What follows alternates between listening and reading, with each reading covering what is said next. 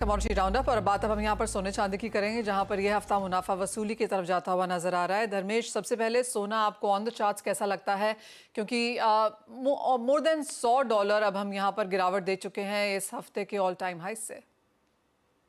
देखिए, सोने ने एक हेल्दी करेक्शन दी है। जो एंटिसिपेशन थी, कंटिन्यूसली मार्केट ने काफी अच्छी रैली दी थी और लाइफ टाइम हाई पे मार्केट छू चुका था। कहीं ना कहीं प्रॉफिट बुकिंग था, प्लस जियोपॉलिटिकल टेंशन भी अभी मार्केट में ईज हो रहा है। तो ये करेक्शन मैं एंटिसिपेट कर रहा था और मैं एक्सपेक्ट करता हूँ कि ये करेक्शन जारी रह सकता है।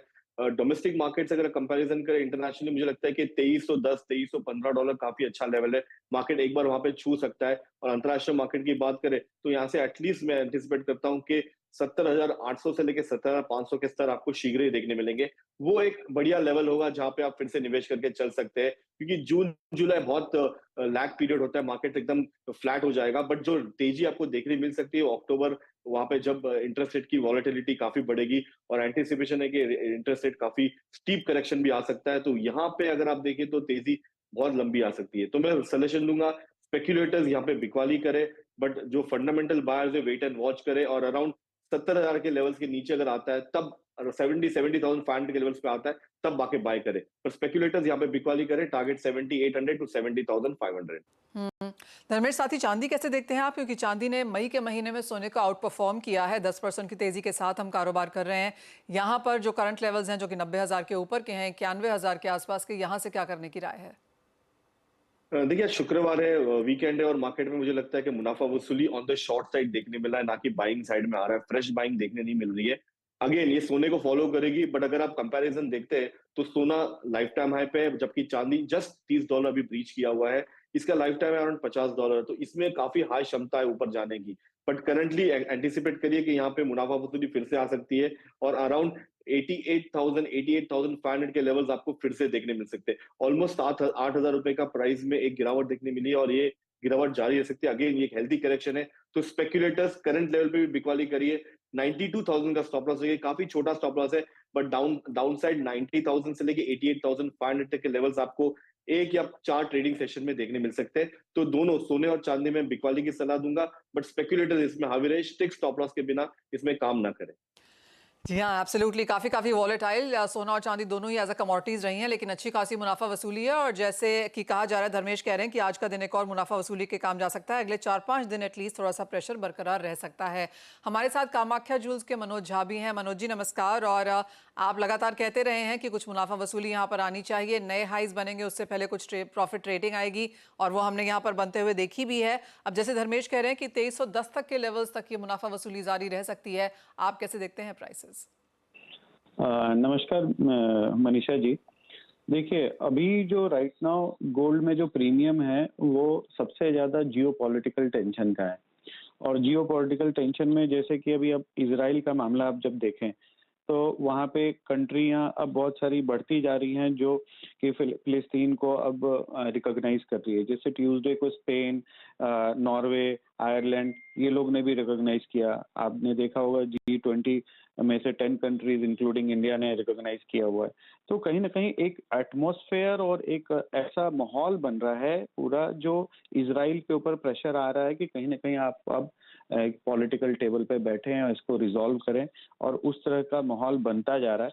ये माहौल अगर अच्छे से बन जाता और अगर उसको और स्लो डाउन होता है तो उससे गोल्ड में प्रेशर और देखने को मिलेगी। दूसरी तरफ एक बात है कि जो ताइवान का इशू है वहाँ मामला अभी भी थोड़ा गर्म है, लेकिन इमीडिएट बेसिस पे कहीं कुछ ऐसा दिख नहीं रहा है, क्योंकि वहाँ पे क्लियर कट यूएस ने बोला है कि वो ताइवान को सपोर्ट करेंगे।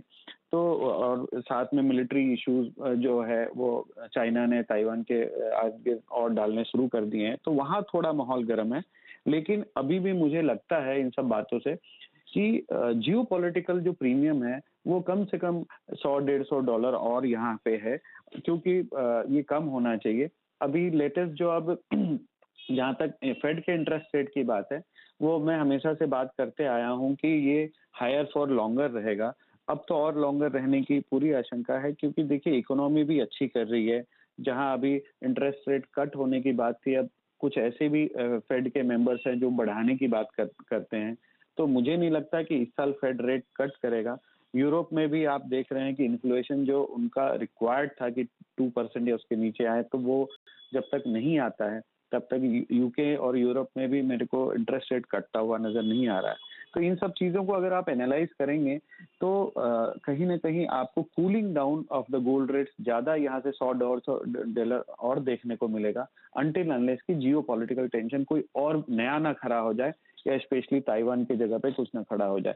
नहीं तो आप $2200 के नीचे आपको देखने को मिलेगा।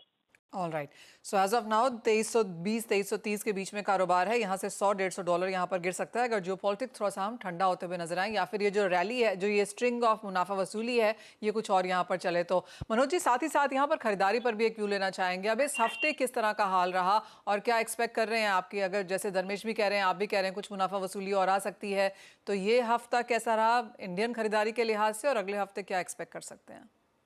देखिए, जहां तक ज्वेलरी की खरीदारी है, गोल्ड ज्वेलरी की, वो थोड़ा नम सा पड़ा हुआ है, क्योंकि कभी भी जब वॉलेटाइल मार्केट होता है ना, तो कंज्यूमर जो होता है बहुत कंफ्यूज होता है। खासकर गिरते हुए में तो और तकलीफ आती है कि लोग एक्सपेक्ट करते हैं कि और ज्यादा नीचे गिरेगा और ज्यादा नीचे गिरेगा। तो मुझे ऐसा लगता है कि जब तक कि ये भाव स्टेबल ना हो जाए तब तक मार्केट में खरीदारी नहीं आएगी। सामने कोई वेडिंग सीजन भी नहीं है और जो लोग नॉर्मल खरीदारी करने जाते हैं वो इंतजार करते हैं गोल्ड जब स्टेबल होने लगता है या गोल्ड थोड़ा चढ़ने लगता है, तब भी गोल्ड खरीदने लोग आते हैं कि और गोल्ड का भाव बढ़ जाएगा। लेकिन अभी डाउन है तो मुझे लगता है कि ये थोड़ा सा ये भी कभी नरम जाएगा और लोग को इंतजार भी करना चाहिए अगर गोल्ड रेट के हिसाब से देख रहे हैं तो। लेकिन ज्वेलरी की खरीदारी अगर आप फैशन के हिसाब से खरीद रहे हैं, अपने पहनावे के हिसाब से देख रहे हैं, तो आप कभी भी खरीद कर सकते हैं। Fair point. मनोज जी, बहुत शुक्रिया साथ जुड़ने के लिए। जी हाँ, जैसे कहा गया कि शादियों का अभी सीजन नहीं है इस साल में, एक्चुअली शादियां कम भी हैं और towards the latter part of the year हैं। जो मेजर शादियों के जो दिन हैं वो नवंबर दिसंबर में है, तो यानी कि ये पूरा साल थोड़ा सा सुस्त उस लिहाज से यहाँ पर निकलने वाला है। तो ये तो बात हुई सोने की, जहाँ